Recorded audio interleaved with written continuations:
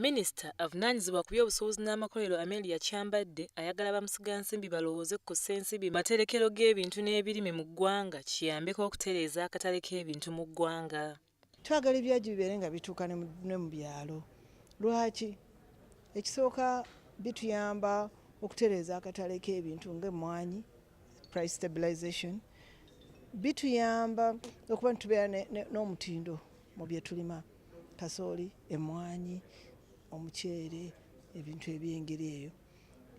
Ekyokusatu bituyamba okufuna akatale.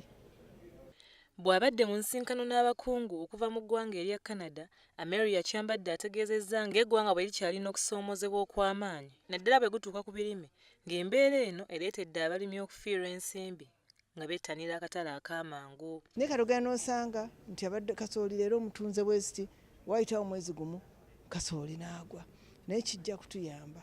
Kyova olaba nti njagadde nnyo ebyagi era njogeddeko ne commissioner mpola nti batunuulire nnyo ekintu ky'ebyagi tulabe nti tukulaakulanya ekitundu kyaffe.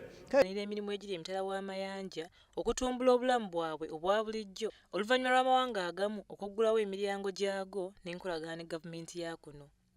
Mu kiseera kino gavumenti eri mu kupepereza bamusigansimbi okuva mu mawanga aga Canada okussa ensimbi mu bintu eby'enjawulo okutumbula ebyenfuna y'eggwanga nga mu bimu ku bino mwe muli amafuta, ebyobulambuzi n'okubambula bannayuganda mu mirimu egy'enjawulo.